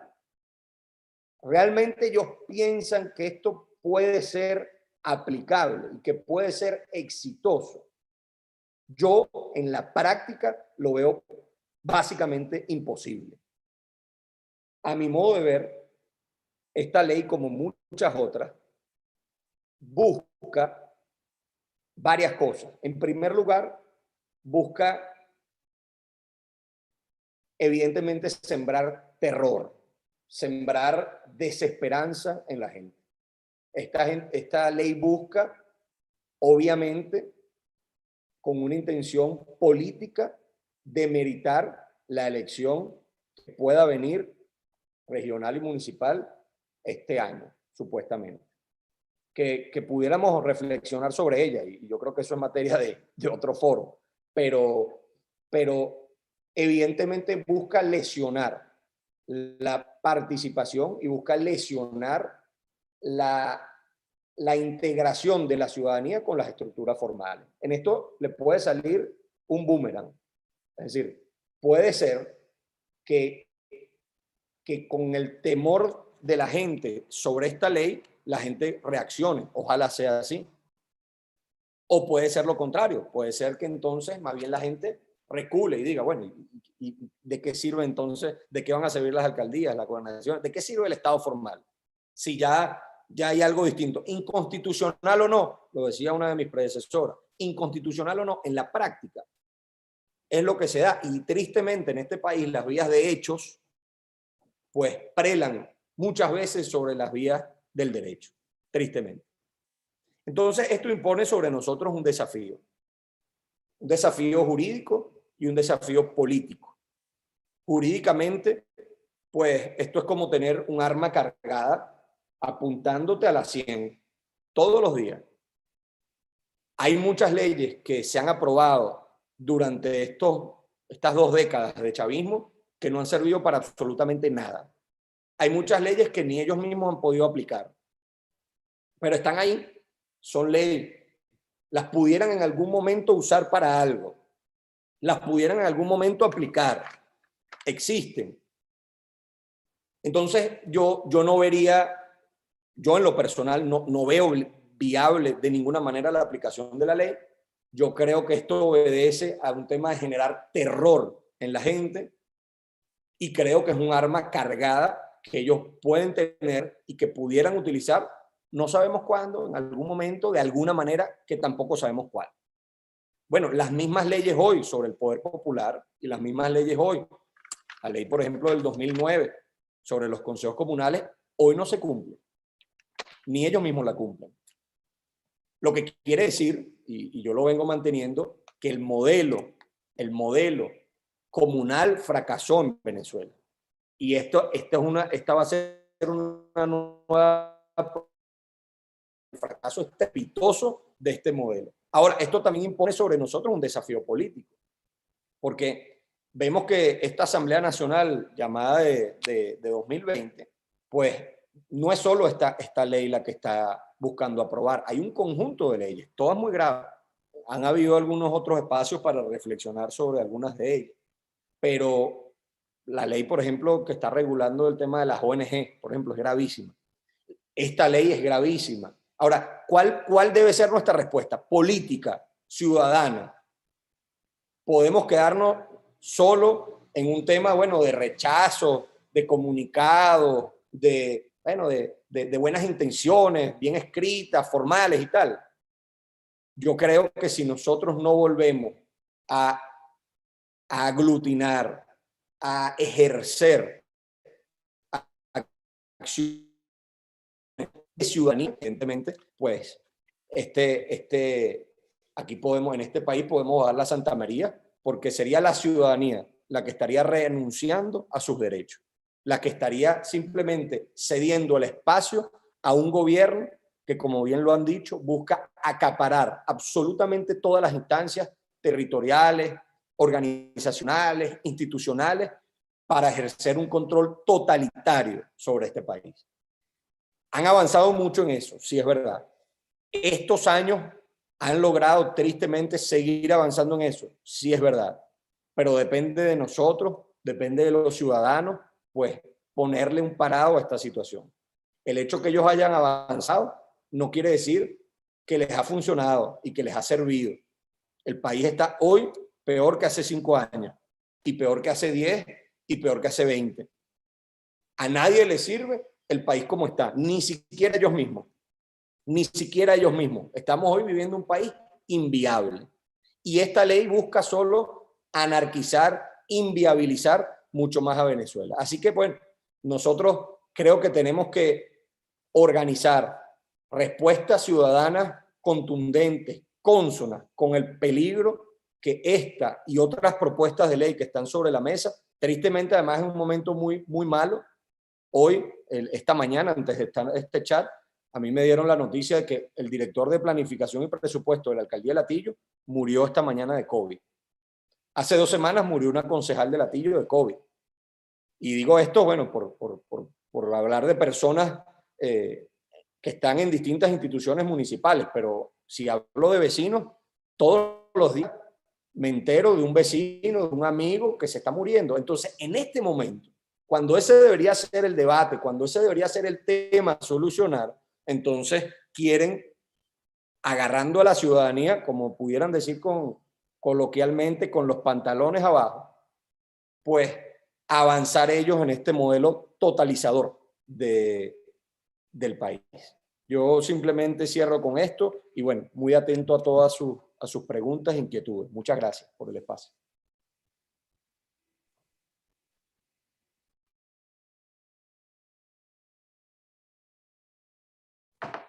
Muchas gracias a usted, alcalde Elías, por su intervención ilustrativa desde el punto de vista de un gobernante local legítimamente electo. Hay varias, para dar continuidad y aprovechar el tiempo restante del foro, hay varias interrogantes, algunas dirigidas a todos los ponentes. Y hay otras también vinculadas a temas legislativos, al tema social. Específicamente, Daisy Martínez pregunta, y cualquiera de ustedes puede responder viendo la palabra. Buenos días, quisiera ahondar un poco más en cómo quedará el Estado venezolano con estas estructuras paralelas, sumado al Parlamento Comunal, cómo resultarán afectadas gobernaciones y alcaldías. Las respuestas tendrían que ser breves, no más de 3 minutos. Esa es una primera pregunta. Doctor Casal, adelante.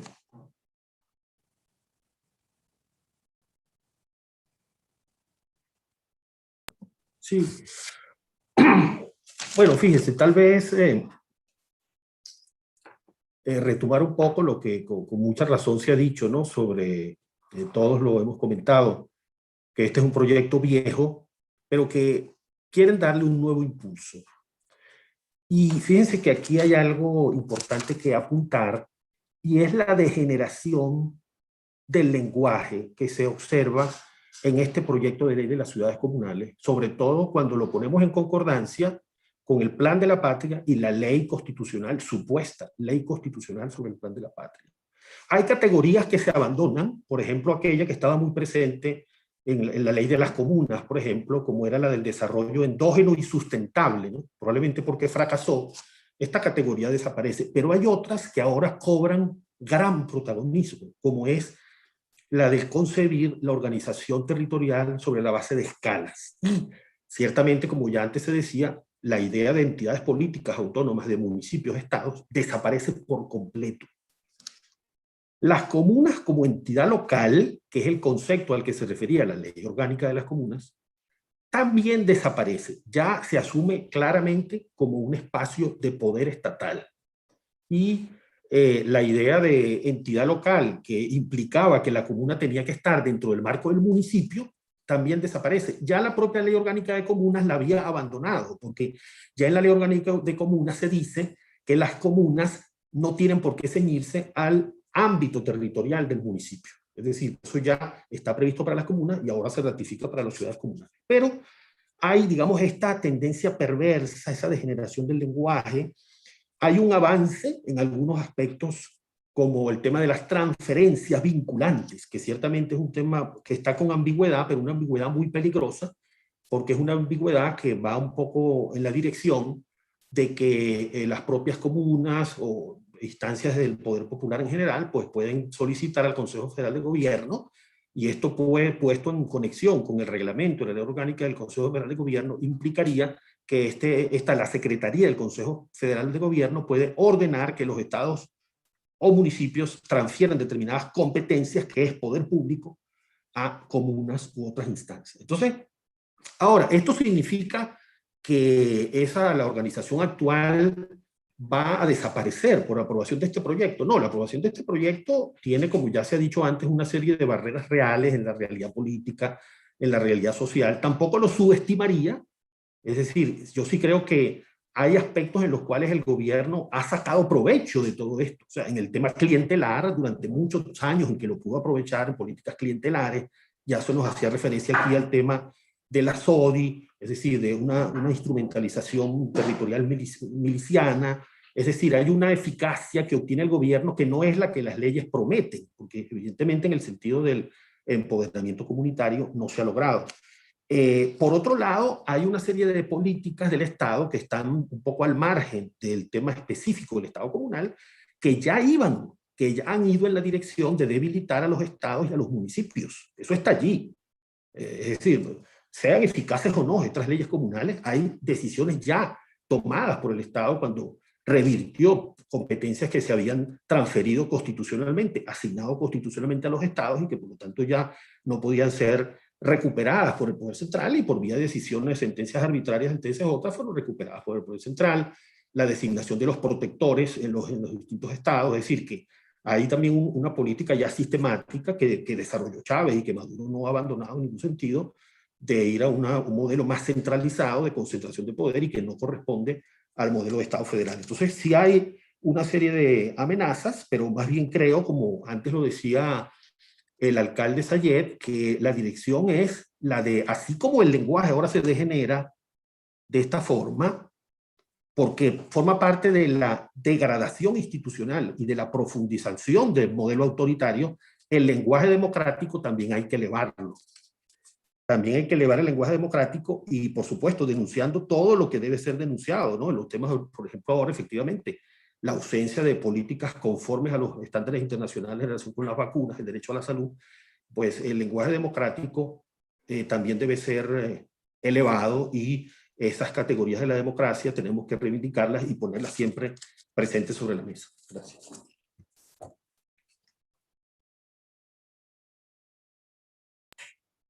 Muchísimas gracias, doctor Casal. La profesora María del Pilar García Guadilla pregunta: ¿cuál es el rol del PSUV en la activación de las comunas y ciudades comunales en momentos que se están preparando las elecciones locales y regionales?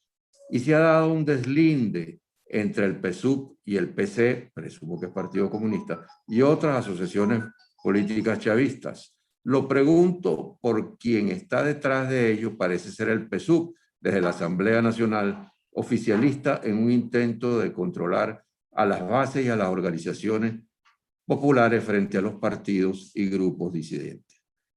Una pregunta que considero pertinente, que responda la doctora Margarita López Maya. Margarita.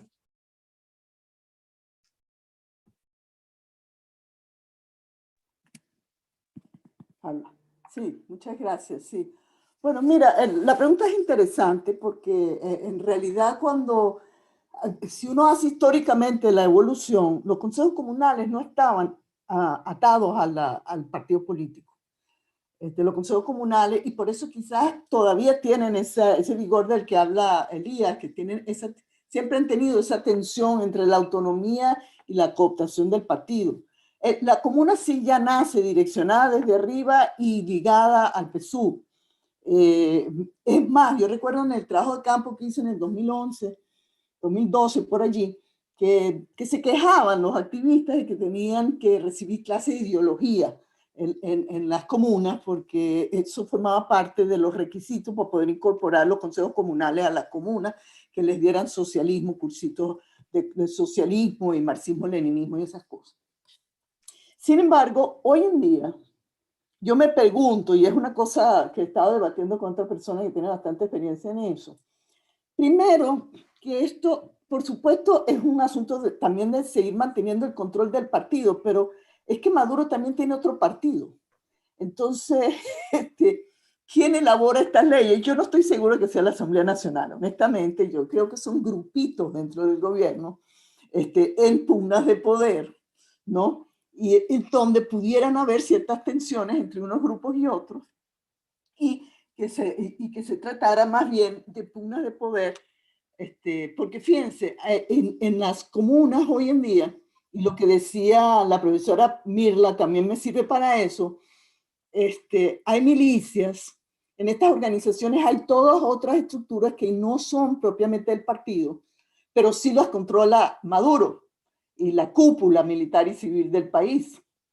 Entonces yo creo que hay una pugna por conseguir una reorganización territorial comandada por la cúpula personificada en Maduro, pero que se trata pues de una alianza militar y civil.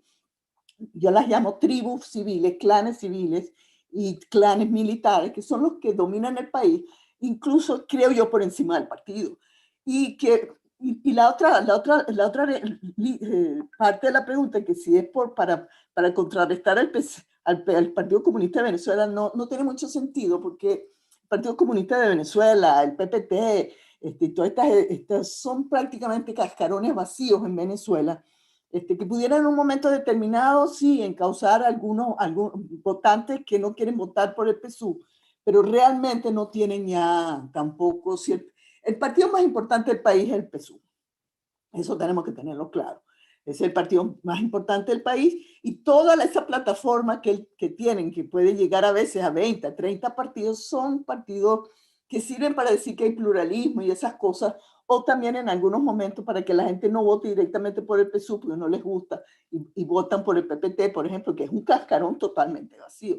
Entonces no creo que el problema esté por allí, sino más bien dentro del chavismo, quién controla las nuevas estructuras y cómo se controla el territorio, tratando de, y por supuesto, como decía ya Jesús María, los municipios, o sea, la utopía socialista de Chávez era acabar con las instituciones de la democracia representativa, con la autonomía e independencia de los poderes públicos, el pluralismo, la alternancia y todo eso, e irnos a un Estado comunal que no tenía ninguno de los principios liberales y que no tenía municipios ni tenía parroquias, sino consejos comunales, comunas, ciudades comunales y federaciones de ciudades comunales.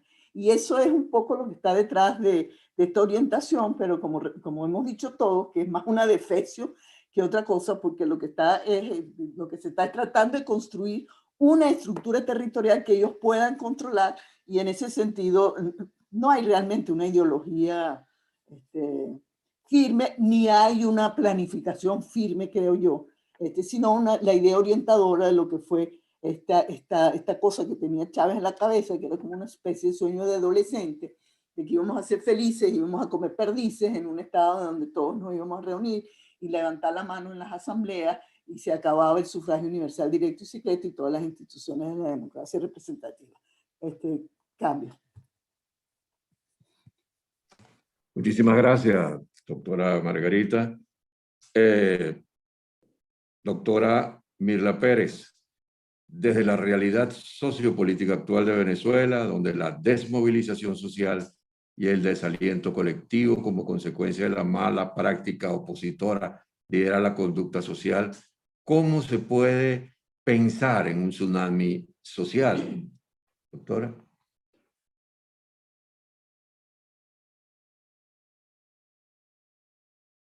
Okay. Bueno, brevemente, lo primero que tendríamos que tener en cuenta es, según lo que fuimos trabajando, forzosamente la población ha sido relegada. ¿Ok? Digamos, la estructura comunal y la estructura de poder del PSUV y del propio régimen, pues no llega a un 20%, si somos estrictos en términos numéricos. La gran mayoría de las personas y de las comunidades están en contra del sistema. Ahora, ¿cómo hacer que esta mayoría, que debe cruzar más o menos el 80% de la población que está en contra, cómo hacer que efectivamente su repliegue se convierta en poder? Puede ser un poder que está allí, latente. Ahora, allí hace falta dirección, allí hace falta empatía, allí hace falta acercamiento. El sistema está claro que no es mayoría y no pretende serlo, dicho desde los propios activistas. Yo estoy haciendo una mirada desde la implementación, no estoy hablando desde lo jurídico o desde el proyecto. Estoy hablando desde la realidad que uno ve dentro de las distintas comunidades. Y lo que uno ve en las comunidades es un desencanto, un abandono, la propia gente lo dice. El chavismo ya aquí no representa nada. Son jefes, son gente que mandan, pero no tienen liderazgo. Pero el otro fragmento, el fragmento democrático, el fragmento que pudiera tener una misma historia con la historia de la comunidad, como lo decía en la conversación, tampoco está. Entonces, hay como una orfandad, y no es porque esté esperando el milagro de alguien, no, es que se está esperando precisamente, o llegará el momento que sencillamente se dará una explosión social que no sabemos de qué manera, eso no se puede, no lo podemos predecir, pero lo que están es en la búsqueda de poder enlazar lo que ellos pueden hacer como comunidad junto con otros, que lleve esta voz hacia otro lugar, que haga pública esta voz, que se pueda establecer el sistema de, digamos, relación, el sistema de trama, que eso es la política. El chavismo ya no hace política. Por eso no me sorprende que todas estas leyes tengan valor de implementación o no, tengan diques que lo puedan frenar o no. Ellos van a intentar siempre implementarlo como lo han hecho con los consejos comunales y como lo han hecho con las estructuras del clan. Entonces, ellos estarán en eso, porque en eso consiste su poder. Ahora, ¿cómo hacemos que este otro que no está con ellos se convierta en poder? Yo creo que ese es el gran reto de mirar la realidad desde dentro, desde su propia regla, desde su propia historia. ¿Okay? No para negarla, sino para articularla. En la articulación estaría el poder.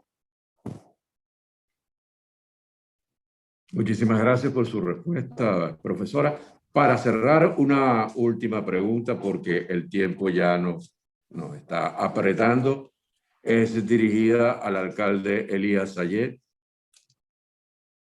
¿Cuál sería el principal reto que tienen los gobiernos o que tendrían los gobiernos no oficialistas o democráticos frente a la propuesta de las ciudades comunales?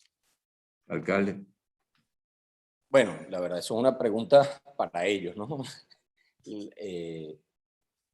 Nosotros, de alguna manera, hemos tratado de establecer contactos, bien sea con la gente de la gobernación, otras alcaldías oficialistas que están en la ciudad, tratando un poco de sondear, pues, justamente esa misma pregunta. Yo estoy de acuerdo con la opinión de la profe Margarita cuando decía, el chavismo no es una estructura monolítica, única, en la cual todo el mundo piensa igual. Eso no es verdad.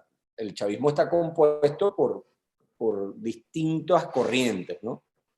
Es algo así como un archipiélago de varias islas, que cuando llega el momento en donde se sienten amenazados, todos pues se unen, evidentemente, pero se ha visto que cuando están distendidos, cuando se sienten cómodos, pues las pugnas y las rencillas se hacen mayores. Yo he escuchado, y eso no puedo decir que sea algo formal ni que sea quizás el criterio de la mayoría de ellos, pero yo he escuchado que este tipo de cosas sirven para desencadenar, destrabar nudos de poder que hay dentro del oficialismo. Por ejemplo, ellos tienen ahorita van a tener un problema tratando de decidir quiénes van a ser los candidatos a alcaldes y a gobernadores. Eso es un problema siempre para cualquier organización política. Y como también decía la profe Margarita, nos guste o no, el PSUV sigue siendo la estructura partidista más grande del país. Obviamente sustentada por el Estado venezolano, vamos a estar claros.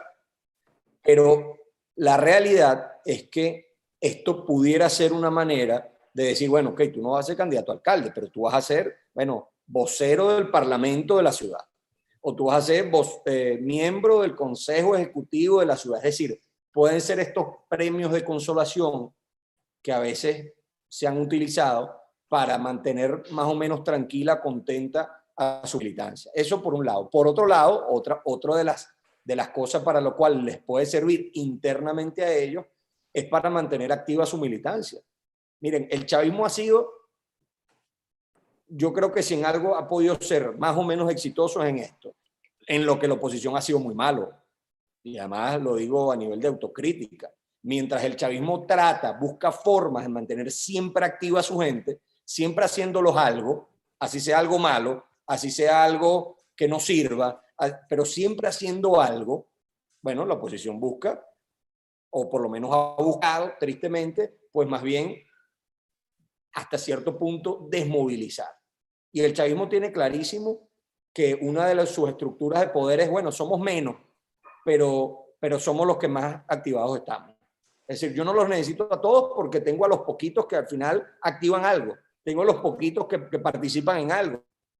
Tengo a los poquitos que le dan vida a esas comunidades, a esos caseríos, a esas ciudades. Entonces, de esta forma, una minoría se impone sobre una mayoría. Una minoría activa se impone sobre una gran mayoría pasiva, una gran mayoría dividida, una gran mayoría, bueno, sin una estructura, sin una organicidad, sin un proyecto claro, y eso es lo que está pasando en el país.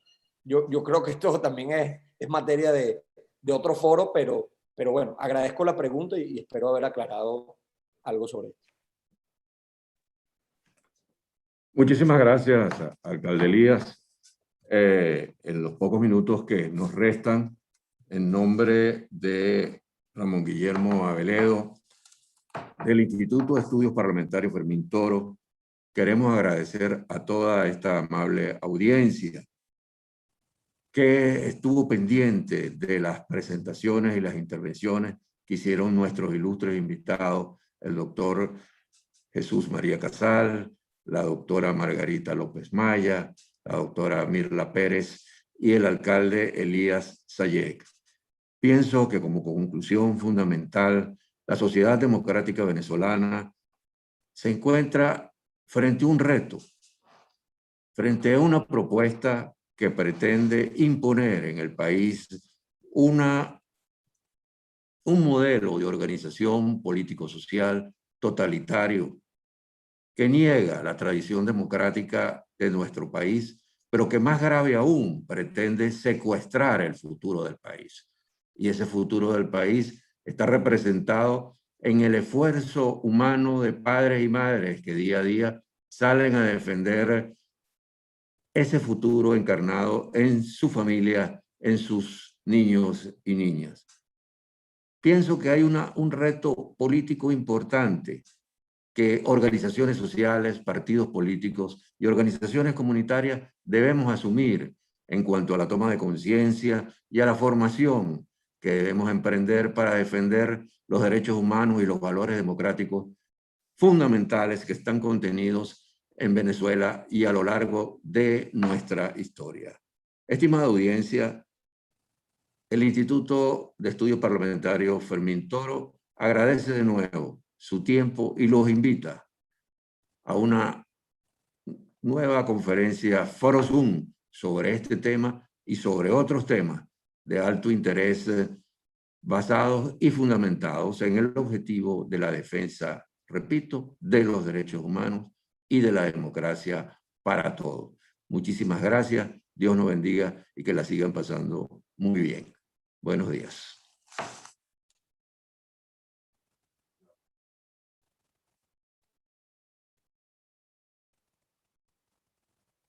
Bueno, pero excelente, ¿no?